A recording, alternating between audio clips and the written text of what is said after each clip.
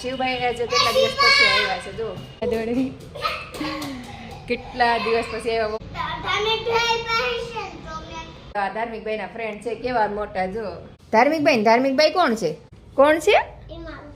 તારો ફ્રેન્ડ છે હેલો મિત્રો સીતારામ સ્વાગત છે ફરીથી તમારા નવા વ્લોગમાં કેમ છો બધા મજામાં ને મજામાં દેશો આપણે પણ બધા મજામાં છે તો કામકાજ કરીને આપણે નવરા થયા ને અત્યારે રસોઈનો સમય થઈ ગયો છે અને ધાર્મિકભાઈને આજે એક્ઝામ ચાલુ થઈ ગઈ છે અને હમણાં ઓમ શિવ તમને દેખાતા નહીં હોય કેમ કે ઓમભાઈની એક્ઝામ ચાલુ છે એટલે ઓમ શિવ અમારે આવતા નથી પણ અત્યારે મારા ઓમભાઈ આવી ગયા છે જો અને મારું કામ થોડું ઘણું બાકી છે અને થોડુંક કામ અમારે ઓમભાઈ વધારે દેશે કા અને ધાર્મિકભાઈ જો સ્કૂલેથી આવી ગયા છે અને ધાર્મિકભાઈ ટેટી ખાવીશ તો ચાલો આપણે ધાર્મિકભાઈ ટેટી સુધા દઈએ અને જમવાનું થોડુંક બનાવવાનું વાર છે કેમ કે જમવાનું બને નહીં અને હજુ ઓલરેડી 11 વાગી ગયા છે ધાર્મિકભાઈ જો નાસ્તા પાણી ગોતે છે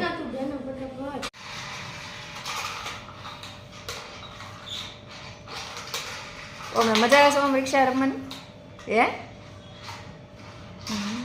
તારે ટેટી ખાવી છે તારે ટેટી ખાવી છે તારે ખાવી છે ખાવા હાટું લીધી છે લ્યો ધાર્મિકભાઈ ને ઓમભાઈ બે જો રિક્ષા રમી રમીને થાકી ગયા એટલે ભૂખ લાગી ગઈ કા ભૂખ લાગી ને ઓમ ભૂખ લાગી એને હરકું જ છે એમાંથી અમુક કોઈ કૂણું હોય ને એનો કાઢ્યું હોય બાકી કાઢ નાખ્યું ઓમ ભાવે છે ટેટી હે ટેટી ભાવે કેવી છે મીઠી મીઠી છે બહુ ભાવી શું છે અમારું ઓમભાઈ ને ધાર્મિકભાઈ ને કાંઈ કામ નહીં એટલે જો કેવા કામ કર્યા કરે જો આ શું ખાય છે ચોકલેટ ધાર્મિકભાઈ ચોકલેટ સિરપ આપ્યું છે જો હવે ચોકલેટ સિરપ ખાઈ છે અને અમારા ધાર્મિકભાઈ જો હજી યુનિફોર્મ બદલાવાનો ટાઈમ નથી મળતો ધાર્મિકભાઈ ઓમ શિવ આવે ને એટલે રમાડવામાં થી જ નવો ન થાય પછી કપડાય ન બદલાવે અને ઓમને શિવને મજા આવી જાય અને આવું ને આવું કંઈક કર્યા કરે કા આમ જો કેવો છે બહુ ભાઈ હે બહુ ભાઈ શરદી થઈ જશે શરદી તું શું ખાશો એને જો ખા કરવા સિવાય કાંઈ કામ છે હે પેલા ટેટી ખાધી પછી ચોકલેટ સિરપ ને હવે ચણા હે બોલે ને બેટો નકરું ખાવું જ છે પછી પેટમાં દુખશે ક્યાં જવું છે પંખા ઉપર પેટમાં દુખશે હો પછી ચણા ચાવીને ખાજે હો ને કે પેટમાં દુખે પાછું ખબર છે ચાવીને ખાવાનું હો તો ધાર્મિકભાઈ કેમ ચાવીને ખાય એમ ચાવીને ખાવાનું જોવે તારી આમ બહુ ભાવે ને આવું બધું હે ઓમ હે છે તમારા ઘરે ધાબા ઉપર ફીકવું છે તમારા માટે લાવીશ કે નહીં હા કામ કરીને રસોઈમાં આજે દાળ ભાત બનાવ્યા છે દાળ ઉકળે છે અને ભાત પણ બની ગયા છે અને મારા ઓમભાઈને જો અત્યારે શું ખાવાનું ચાલુ છે મકાઈ જો મકાઈ ખાધી આમ જો કેવી રીતે ખાધી અને હવે પાછું ચોકલેટ સિરપ જોઈએ છે પેલા મકાઈ ખાઈ જાય હા અને આમ જો ચાવીને ખાવાનું હો ને મકાઈ પાછી પેટમાં દુખે આમ જો તો આને જો કે કાંઈ પેટમાં ન દુખે પચી જાય બધું કા આવી રીતે કરે એમાં પચી જાય ને ઓમ હે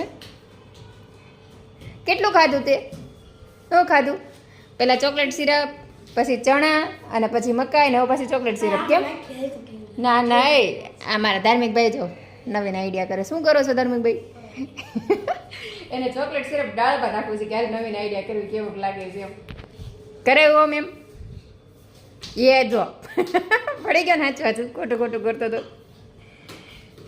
પડી જશ હે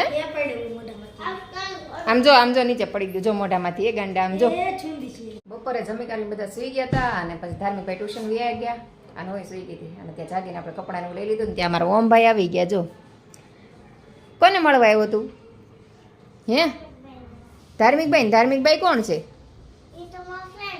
હે દરવાજા પર કોણ છે તારો ફ્રેન્ડ છે અવડો મોટો ફ્રેન્ડ તારો એ કે ધાર્મિક મારો ફ્રેન્ડ છે લ્યો આ ધાર્મિકભાઈના ફ્રેન્ડ છે કેવા મોટા જો ક્યાં ગયો અહીંયા રહ્યો જો ધાર્મિકભાઈને મળવા આવ્યો અમારા ધાર્મિક ભાઈના ફ્રેન્ડ આવ્યા છે. લો કઈ લેશો ચા પાણી? તો શું લેશો? કઈ નહીં. તો ધાર્મિક ભાઈ તો હે શું હા વાત ઓળો કા હમણાં કેમ નહોતો આવતો આટલા દિવસથી? હમણાં કેમ નહોતો આવતો આટલા દિવસથી? કેમ? શું કામ પણ? એમ કેમ? અમથા કે ઓમભાઈને એક્ઝામ છે એટલે અત્યારે આવ્યો એમ? વાત ઉડો હમણાં કે આમ તો ઓમની એક્ઝામ શરૂ થઈને પછી મમ્મીએ નહોતા આવવા દેતા. મતલબ બધાને ખબર જ હોય કે આપણે ઓમભાઈને 12મું છે તો ભાઈ આવતા નહોતા. જો અમારા શિવભાઈ પણ આવી ગયા છે કા. ચાલો આપણે શિવભાઈને મળી લઈએ. હમણાં શિવભાઈ આજે કેટલા દિવસ પછી આવ્યા છે. જો શિવભાઈ ઘણા દિવસ પછી આવ્યા. જો કોને મળવું છે? ચંગો મંગો દોડા દોડી કેટલા દિવસ પછી આવ્યા. ઓમની એક્ઝામ શરૂ થઈ ને ત્યાર પછી નહોતા આવ્યા. તો આજે આવ્યા. ઓમભાઈની એક્ઝામ પૂરી થવાની છે હવે તો ભાઈ બે આવ્યા. આવે એટલે જો અમારે આમ દોડા દોડી શરૂ હોય બેની. જો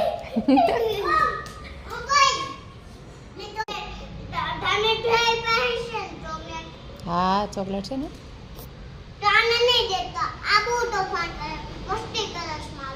અને તું ડાયો છો? પોતે તોફાન કરે છે ને કે શિવ તોફાન કરે? હે શિવ એવું કરે છો? એવું ન કરાય હો ભાઈ. ન હા તોફાન કરે અને ન અપાય. વાળ નહીં ખેંચતો હો. હવે કઈ નહીં ખેંચતા હો. બેન નહીં ખેંચવાનો. હા ચોકલેટ ખાવાની. તોફાન ન કરે. હા પણ તોફાન ન કરે એને જ મળશે. પોતે તોફાન કરી શકે શિવ તોફાન કરે. ઓલો કે ઓલો તોફાન કરે, ઓલો કે ઓલો તોફાન કરે. બે ભાઈ મકાઈ ખાય છે. જો શિવને ભાઈ મકાઈ અમે સવાર ખાધી હતી કાવો એમ કરાય? ઉંદરડો છો તું? હે તો તું મકાઈને બટકું ભરી જશો જોતો. ઓમ શિવ રમતા ત્યાંમાં ધાર્મિક ભાઈ આવી ગયા. ધાર્મિક ધંધો ભૂખ લાગી છે આવે ને સીધું તરબૂચ સુધારવાનું ચાલુ કર્યું છે. અને હા અને મારે ઓમભાઈ ને શિવભાઈ ને તરબૂચ ખાવું છે એટલે સમજો.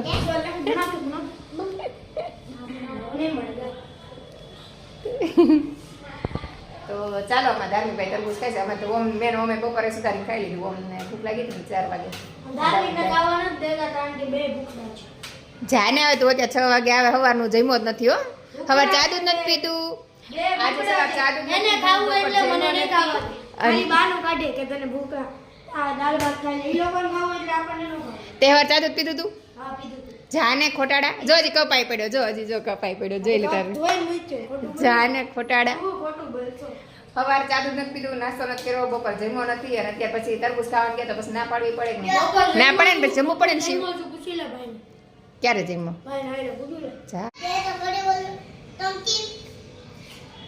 એ ચાકુથી ન ખવાય અહીં સામે પછી ઈ ખાય એવી રીતે ચાકુ મૂકી દે. ધમો ચમચી આપું? હાલો આપું. હાલે ચમચી. અમારા જો ઓમ શિવ ને ધાર્મિક ભાઈ તરબૂચ જો ત્રણે તરબૂચ ખાવાનું ચાલુ કરી દીધું. આજ તો આખો દિવસ ખાવામાં જ ગયો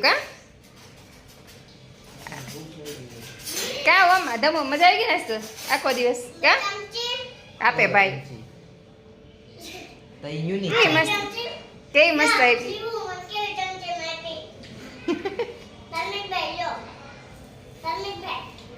જમે કારવીને પચાવે છે આમ જો ફાઇટિંગ કરે છે એવું બધા જમેલું પચાવે છે આમ જો બધું ભેગું છે. દાળ ભાત ને મકાઈ ને તરબૂચ ને બધું ભેગું છે. સારી તાકાત આવી ગઈ છે.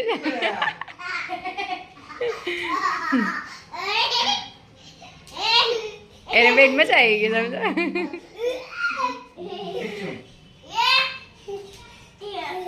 આ બહુ જોર કરે કા આમ જામ જામ.